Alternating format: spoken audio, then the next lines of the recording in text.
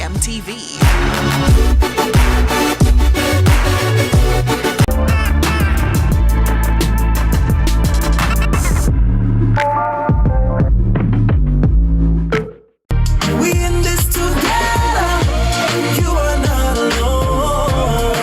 The time by Sagicor is 7 p.m.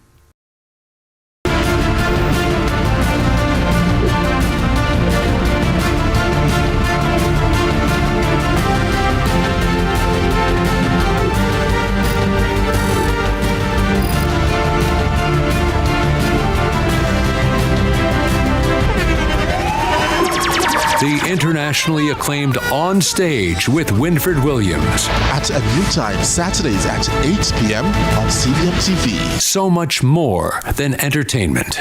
Every dream conquered is another dream game. I land and I fly again like a jet plane. Headed straight in your direction. 'Cause I'm wiser, one step closer. I'm winning 'cause I work so hard. And the music you stop playing, and the people them I say we are my show tonight. Oh, what a feeling! Don't stop dreaming. Keep on believing in the power of the feeling. Whatever you want, take a chance. Song in your heart, step in your dance. You got the spark, don't fit the dark, shine your lights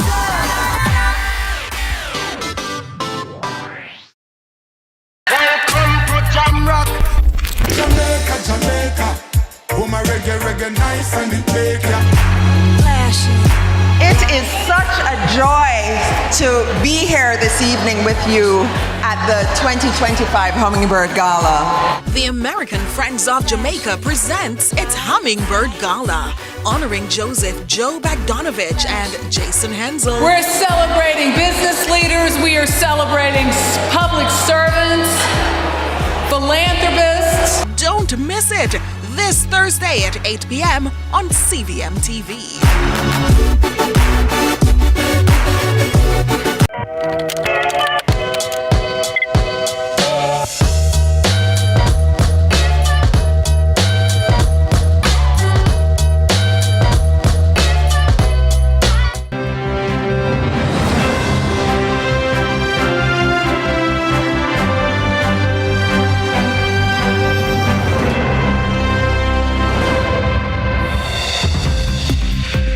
Tonight in CVM News at 7, time to move away from fossil fuels. JET condemns government's oil exploration decision. Long-awaited healthcare shift. Health Minister signals major restoration milestones for Cornwall Regional. Also in the news, deadly sightseeing trip sparks urgent appeal for stricter compliance by boat operators. And legends gone, legacy on the line. Deaths of Sly Dunbar and another music titan trigger deep debate over reggae's next chapter. And coming up in Small Biz Big Dreams later on, more than a cut, how one Barber's Clippers are changing lives and building dreams. While in sports, Jamaicans Brandon King and Rovman Powell named in Shea Hope-led West Indies squad for ICC T20 World Cup.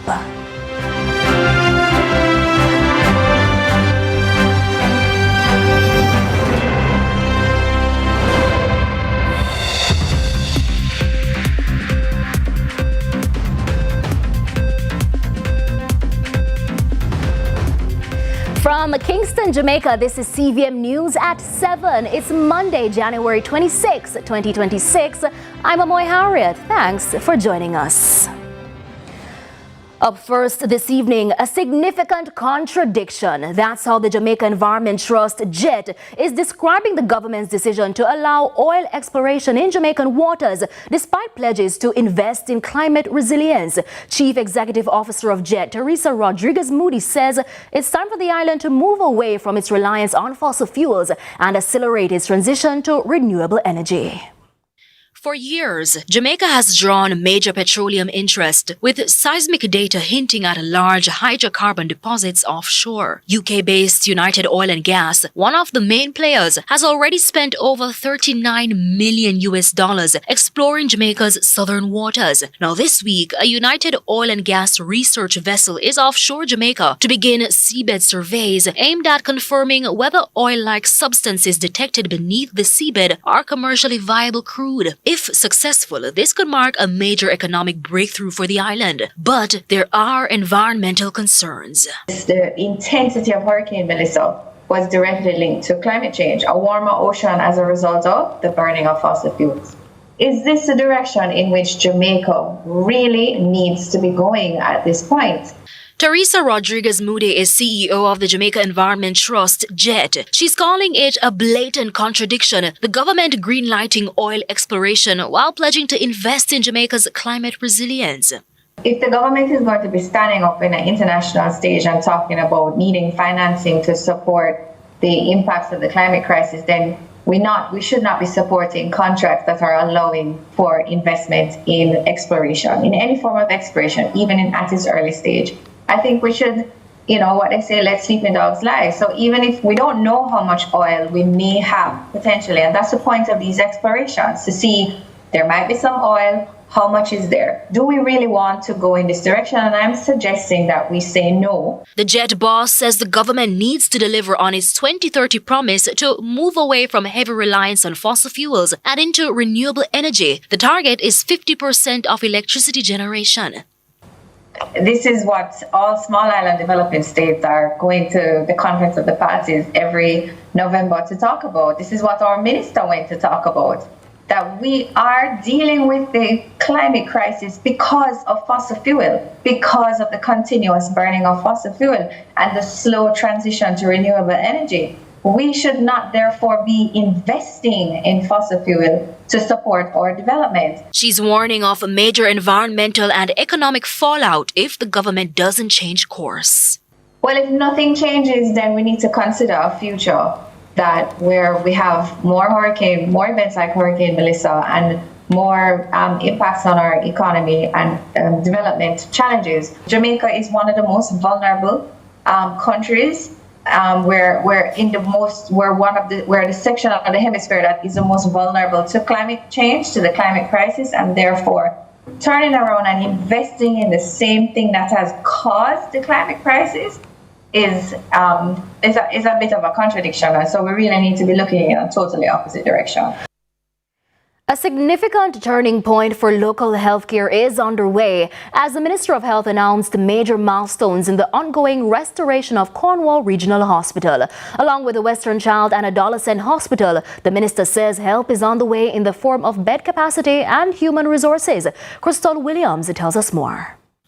The country's healthcare infrastructure is under mounting pressure, according to reports emerging from several major hospitals across the island. Health and Wellness Minister Dr. Christopher Tufton says he understands the strain currently being borne by healthcare workers and has acknowledged the concerns outlined in reports he has received from public health facilities. Cornwall is particularly talked about because last week you saw a demonstration involving nurses, and I haven't commented a lot on it.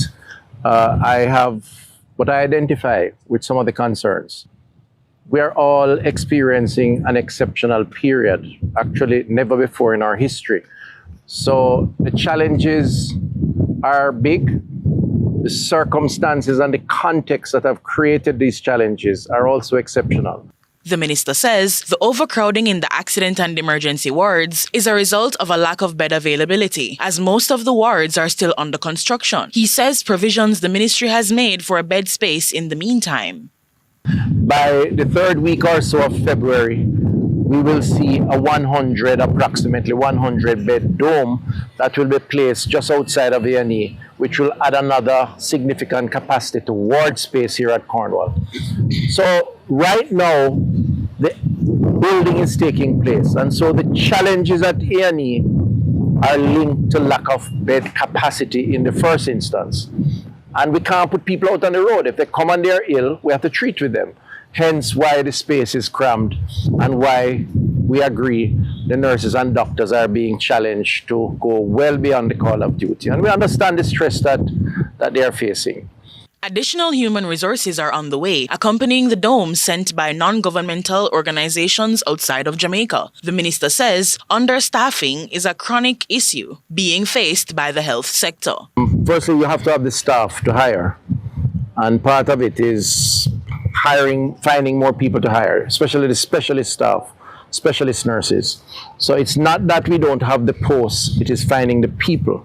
And there's a lot of things that we're trying to do. I just had a meeting with the team, including the possibility of redeploying from other locations and possibly recruiting from outside of Jamaica, plus the training that we're hoping to expand. The Minister of Health and Wellness still encourages persons to visit their local health centers regularly, especially during the flu season before conditions become too critical. Crystal Williams reporting for CVM News. Meanwhile, patient care has resumed. Construction is in full swing and Savanna-la-Mar Hospital is once again active. Health Minister Dr. Christopher Tufton visited the Westmoreland facility on Friday to check the pulse of a hospital undergoing resilient restoration. Bolstered by tenacious staff and international partnerships, the facility's powerful renewal now gives hope to the heart of the parish. We go back to Crystal Williams for the details. Roofs are being repaired, walls being cleaned, partitions dried out and repainted. Updates given by the Minister of Health and Wellness, Dr. Christopher Tufton, on his hospital tour in Westmoreland on Friday. He reports that by March, everything should be back to the stage they were before the disaster. There's so much and no more that we can do under the circumstances, but it will get better as the weeks pass, and we do anticipate that come March we will be in a position where we are back to normal. Bear in mind that we are going further because we are completing castings for a new A&E. I had unveiled that before the general elections. We're still on with that, just completing some of the final castings that we go to market, and that's on schedule to start this year, if not this year, based on the timings, early next financial year, which is post-March. According to Minister Tufton, the speed of the restoration process is linked to limited capacity. He reports 54 patients in the field hospital, makeshift tents, currently being used as the outpatient facility. He says one challenge the team is facing is overcrowding, while the facility is actively under construction. So currently the hospital has a capacity of 218 beds. It's now at 298, I'm told. And so between the main building and the field hospital, it's 298. So you can imagine that's much more inpatients than the capacity allows. The situation is amplified by 23 social cases, 29 social cases. So over 10% of the beds are occupied by persons who should not be here because they are social cases. This again is a major challenge. With numerous health centers operating under temporary repairs, the minister says assessments are ongoing to accurately ensure resilience as practitioners continue to focus on trying to treat and release patients as quickly as possible wherever they can. So are you giving you in stages? So the first order was to create some temporary facilities to restore services. Because what's important to people is the service. Even if you have to treat them under a tree, people want to see them doctor and them nurse and get their medication. When you're not there, you can't do it. So the immediacy of a response, and that's part of crisis management, is to restore services to save lives. We would like to see Sav Hospital go up to at least 300 beds. So that's another 80 or so beds. But that is, the fine print of that has to be worked out. Crystal Williams reporting for CVM News. CVM News at 7 continues after this break.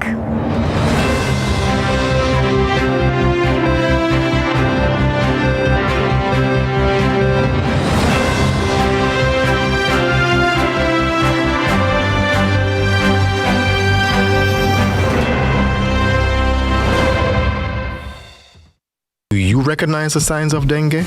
Look out for these symptoms: high fever, severe headaches, joint and muscle pain, skin rash, nausea, and pain behind the eyes. If you experience these symptoms, rest, stay hydrated, and take paracetamol for pain relief. If symptoms persist beyond 3 days or worsen, such as persistent vomiting, severe abdominal pain, or difficulty breathing, seek medical attention immediately. Early treatment can save lives. Know the signs, act fast, together we can beat dengue. This message is brought to you by the Ministry of Health and Wellness and PAHO.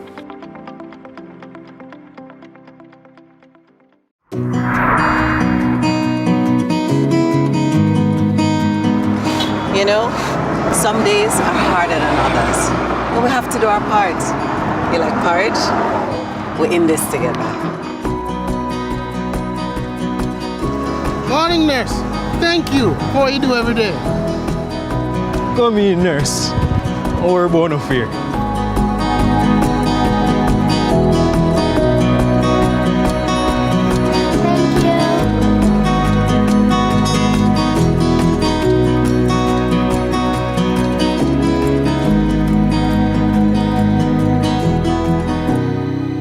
In this together.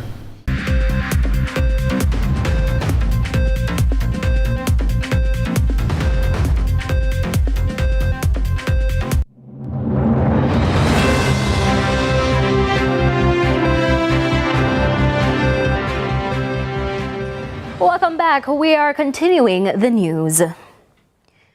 Chairman of the Tourism Assurance Destination Council and a former president of the Negril Chamber of Commerce, Richard Wallace, is appealing to boat operators and boat owners to adhere to the rules and laws governing tourist sightseeing by boats under the Jamaica Tourist Board and the Tourism Ministry. Mr. Wallace made the appeal on Friday following a sightseeing boat ride, which ended tragically on Tuesday afternoon, claiming the life of a 68-year-old Canadian tourist.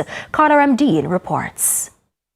Speaking with CVM News, Wallace described the incident as unfortunate and warned that boat captains and operators must carefully consider the risk involved before venturing out to sea. Wallace emphasized that boat tour operations are a delicate area of the tourism industry, requiring proper training and full compliance with the licensing requirements. What the training does, it doesn't eliminate, but it reduces the number of incidents like this one. Because based on the information that I have, this could have been very much avoided if proper training was in place and protocols were followed. Wallace also explained that while laws governing boat operations exist, enforcement is a challenge. He noted that government resources are limited, making it difficult to ensure full compliance. And so it is up to us as citizens, as well-thinking citizens of this country, who want better, who know better, to act accordingly. One local boat operator echoed Wallace's concerns and shared precautions he takes before heading out to sea. He highlighted the importance of having life vests and a lifeguard on board each vessel to work alongside the boat captain, ensuring passenger safety. Before they even go on the boat, they have to put on a vest. I have to make sure 7 times I put on a vest, everything is correct.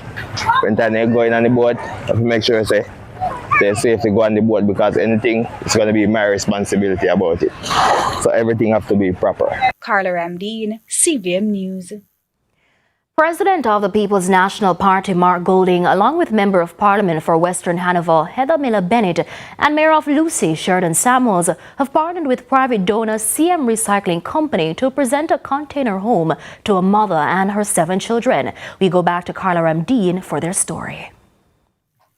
Opposition leader Mark Golding is lauding CM Recycling Company and its CEO, Hilroy McFarlane, for providing assistance to hurricane victims across the region. He said support from private donors has significantly contributed to families in repairing damaged homes. We're so happy that the diaspora and other well-thinking and generous Jamaicans have put their shoulder to the wheel to get some kind of help going. Golding also criticized the government, describing its response to Hurricane Melissa in western Jamaica as slow, ineffective, and poorly coordinated. Well, the government hasn't really been able to do much, or has not done much so far. You know, we've heard what they're planning to do. We've heard about them buying a few thousand of these container homes from China that have been ordered, which they haven't yet reached. We were told the end of January before they would arrive, and that the NHT would be distributing most of them, and then a smaller set of them would be distributed as kind of social housing. But of course, people who have been without a home since the 28th of November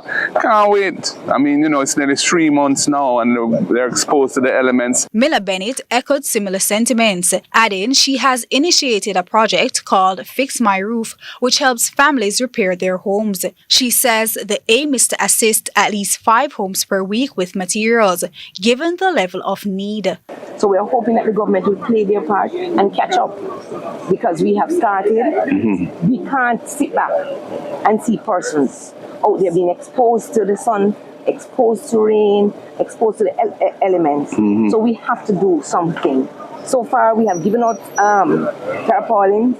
However, as you know, those don't last very long. Carla Ramdeen, CVM News. The Supreme Court has dismissed a legal challenge from a former Jamaica Teachers Association president who sought to overturn a 2023 vote on a government wage offer. According to attorney Caroline Hay, the case wasn't about the wage itself, but the process used by the union. The case was about a challenge to the decision that was taken by the majority of the membership of the JTA by means of the method used to take the decision. The case complained that the meeting at which the decision was taken, it being held virtually, that it was not compliant with the language of the Articles of Association of the JTA as a company that said that meetings should be in person. But it did not take into account the fact that there was actually, prior to the meeting, a resolution to amend the articles. Meanwhile, the ruling also highlighted the limits of court intervention in union affairs. Attorney Hay says the Supreme Court reinforced the principle that unions can self-regulate even when some members disagree with the majority vote. Courts generally, as a general principle of law, do not intervene or interfere in the inner workings of companies.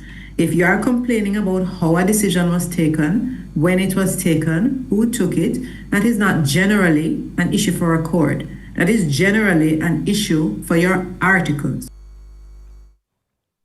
Jamaicans and Ghanaians could soon have their travel between both countries made easier. This as both governments say they're working on a visa waiver agreement along with cooperation in areas to include health and emergency response as part of a broader push to deepen diplomatic ties. Ghana's Foreign Minister Samuel Ablakwa left the island today after an initial visit that included a courtesy call on Prime Minister Dr. Andrew Holness at the office of the Prime Minister. For decades, Jamaica and Ghana have been diplomatic partners. Now, both governments say it's time to take that relationship to the next level. Foreign Affairs Minister in Ghana, Samuel Okudzeta Ablakwa, visited the island recently, a move that both governments say signals a deeper Africa-Caribbean cooperation in areas to include health and emergency response. Local Foreign Affairs Minister Kamina Johnson-Smith hosted a media briefing Monday, shortly before Minister Ablakwa's departure. Ladies and gentlemen, dear colleagues, today's bilateral meetings represent an important step in the advancement of Jamaica-Ghana relations. Together, we will explore practical avenues for collaboration in areas critical to national development, which were already identified in previous exchanges. Both countries have expressed a clear interest in strengthening cooperation in the areas of health, education, culture, tourism, defense cooperation, emergency response management, and trade and investment. Now, Ghana has deployed a 54-member engineering team to Jamaica to support rebuilding efforts in the aftermath of Hurricane Melissa. Minister Ablakwa says this is just the start, with the first batch of Ghanaian nurses set to arrive soon to bolster Jamaica's health system. Also, I recall the signed agreements on economic, technical, and scientific cooperation in 1997. the bilateral air services agreement in 2018, the agreement between our respective stock exchanges in 2022, and the agreement of cooperation in arts and culture in 2005. The minister notes both governments will be revisiting these agreements. It is gratifying to note that the Memorandum of Understanding on Health Cooperation is receiving the necessary swift attention, and the joint technical meeting held last Friday affirmed the commitment by both sides to signing of the agreement and the implementation of the labor mobility for mutual benefit. Ghana looks forward to receiving a team from Jamaica's Ministry of Health to further consolidate discussions towards the signing and implementation of the MOU on health cooperation. Additionally, both governments have announced that they're working to formalize a visa waiver agreement that will strengthen mobility, cooperation, and reciprocal access between the two countries. I also note with satisfaction that the visa waiver agreement between Ghana and Jamaica is being implemented successfully and is a catalyst for meaningful people-to-people exchanges. The two stock exchanges have continued to build on and advance their cooperation for mutual benefit. And we go now to news just in. A Jamaica Public Service JPS worker has reportedly died after allegedly falling from a ladder in the Top Road district of South Trelawney this evening. Emergency personnel were called to the scene where the worker was pronounced dead. JPS, in a release this evening, confirmed the death while expressing sincere condolences to his family, loved ones, and work colleagues. The company says investigations are ongoing at this time. To other news now, the deaths of two major figures in Jamaican music have sparked renewed discussion about the direction of reggae and how the genre is being passed on to a new generation. Kevin Black examines that conversation. As Reggae Month 2026 gets underway, the celebrations come at a time of reflection, following the passing of Stephen Katkour of Third World, and amid questions about whether reggae is being sustained for future generations. Our news team spoke to some pedestrians on the current state of the music. We never needed government to create, because many times government institutions were hostile to the reggae artists. Look how much batter bruising Peter Tosh suffered. Peter Tosh at one point might go on like him dead in a prison for them to stop beating. That is what the government institutions did to reggae, because reggae was associated with ganja. It was working class culture. It was not seen as respectable. She stressed that the survival of reggae depends on today's artists understanding and reflecting the values, creativity, and the social consciousness that defined the genre's pioneers, arguing that this connection is essential to preserving reggae for future generations. How was Mortimer trained? How was Chronix trained? It's the same way that the next generation will be trained, by listening to the music of the people who are older than them and picking out of it what they find valuable. As Jamaica honors the giants who helped shape reggae, Professor Emerita Carolyn Cooper said its future now rests with a new generation carrying forward the spirit, substance, and the social purpose that made the music global. Kevin Black reporting for CVM News. We go now to a break. More when we come back.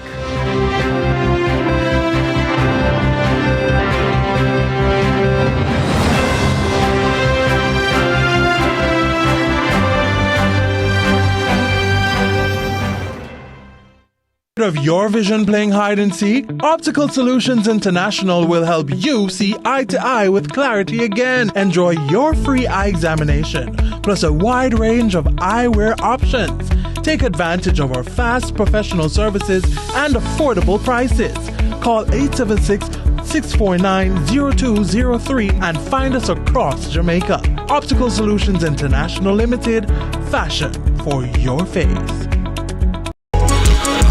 Welcome to What a Guan. Now, What a Guan is CVM TV's new Vox Pop program, Vibes Yes Vox Pop program. Hey Jamaica, you're watching What a Guan. What a Guan. Coming to you from Montego Bay. Hello, my people. What a Guan is back. The People's Program is back in full force this Monday at 8 a.m. on CVM TV. What a Guan. What a Guan. Cross. Tune in to Lead Story. weekdays at 6 p.m. Hosted by Jodianne Quarry. Brought to you by VC's Electrical Sales. Horizon, a new loan product from Access Financial Services. Welcome to Jamrock, Jamaica, Jamaica. Oh my reggae nice and it make ya. It is such a joy to be here this evening with you at the 2025 Hummingbird Gala. The American Friends of Jamaica presents its Hummingbird Gala, honoring Joseph Joe Bogdanovich and Jason Hensel. We're celebrating business leaders, we are celebrating public servants, philanthropists. Don't miss it this Thursday at 8 p.m. on CVM TV. The KFC value menu has you thinking chicken. Get the famous blue combo for just $640. The time by KFC is 7:30.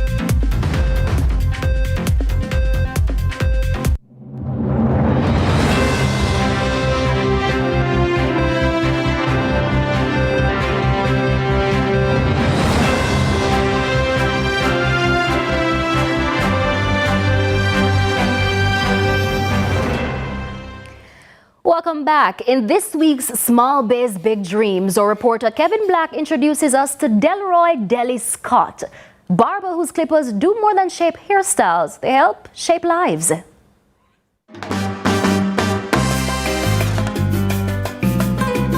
Tonight, on Small Biz Big Dreams, we meet Deli, a barber who provides sharp fades that enlighten dark days. This is Small Biz Big Dreams.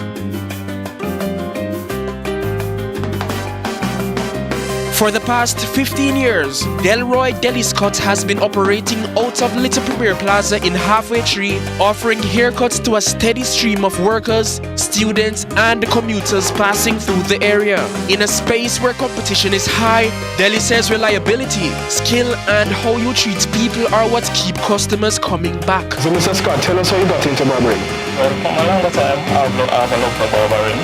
So back then, when I was like 16-year-old, I got a shirt from my brother, and I said, hey, it's like a miracle, so I'm going to start doing some haircuts. So from then, it all started. It's a skill we're growing over the years, so I just have a natural love for barbering, so I moved from then, I just have a love for barbering, doing barbering. Deli says barbering is more than just a trade. It's a daily commitment to professionalism, from maintaining clean tools to staying up to date with styles and techniques. He believes consistency is the foundation of a successful small business. Modern hairstyle, most youngsters who like the high tops, so who like the modern hairstyle, but like more women, for females as well, designs, eyebrows, yeah. So for males and females, yeah. I want to come to the barber shop, because release all the stress of life and all of that, so we like family, friends, family. Beyond the chair, Deli says his work plays a critical role in supporting his family, paying bills, and investing in the future. He hopes his journey shows young people that skill-based businesses, when taken seriously, can provide stability and pride. It's not a feeling, but I know that if you wake up in the morning and you don't feel like come out, yeah, that's you don't come out. So yeah, it's good to be a work entrepreneur. And so I'm going for it, just work hard for us. If you go, you will succeed. If you pay that, definitely. Next week, we meet another entrepreneur who has some blessings, but we'll conjure some more. Hey! Until then, for Small Biz Big Dreams, I'm Kevin Black.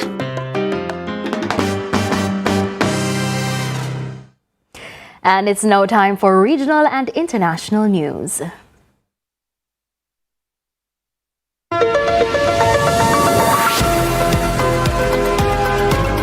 We begin with regional news.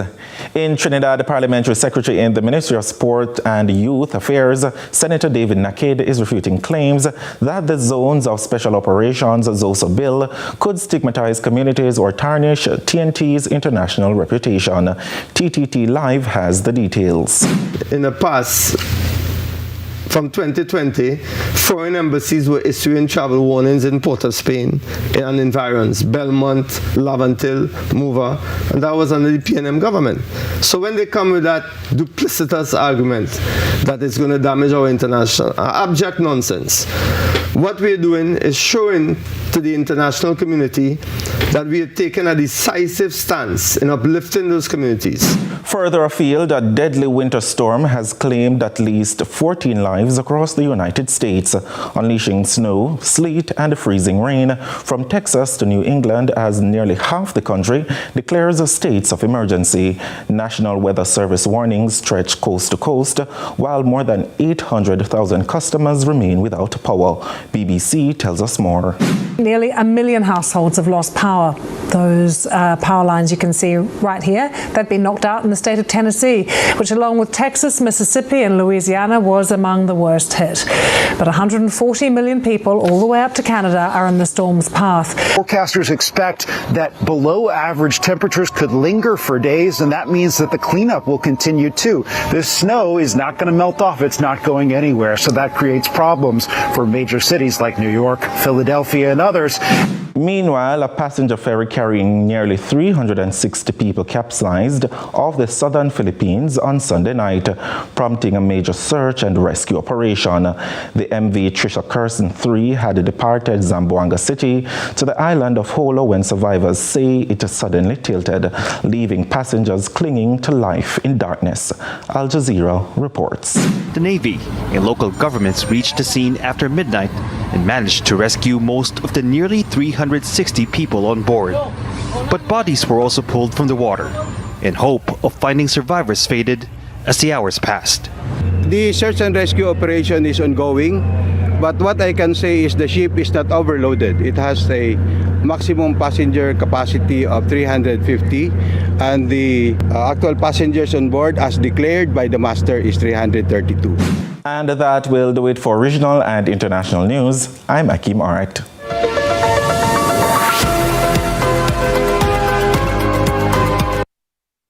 Time now for a break. When we come back, we'll have sports.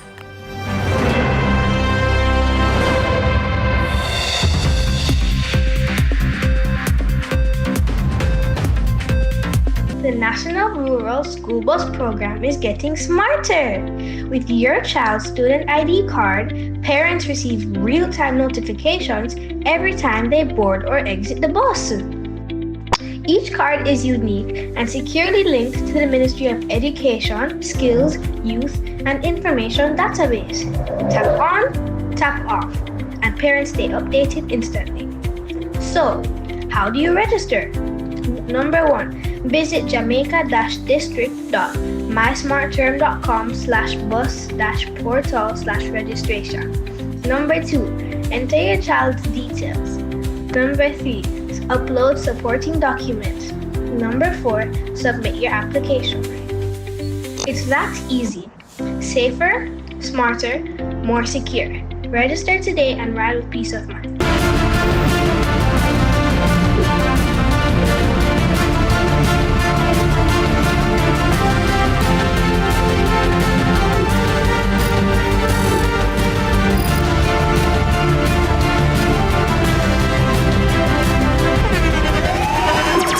The internationally acclaimed On Stage with Winfred Williams. At a new time, Saturdays at 8 p.m. on CVM TV. So much more than entertainment.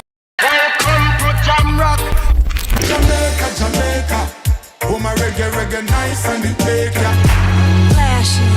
It is such a joy to be here this evening with you at the 2025 Hummingbird Gala. The American Friends of Jamaica presents its Hummingbird Gala, honoring Joseph Joe Bogdanovich and Jason Hensel. We're celebrating business leaders. We are celebrating public servants, philanthropists. Don't miss it this Thursday at 8 p.m. on CVM TV.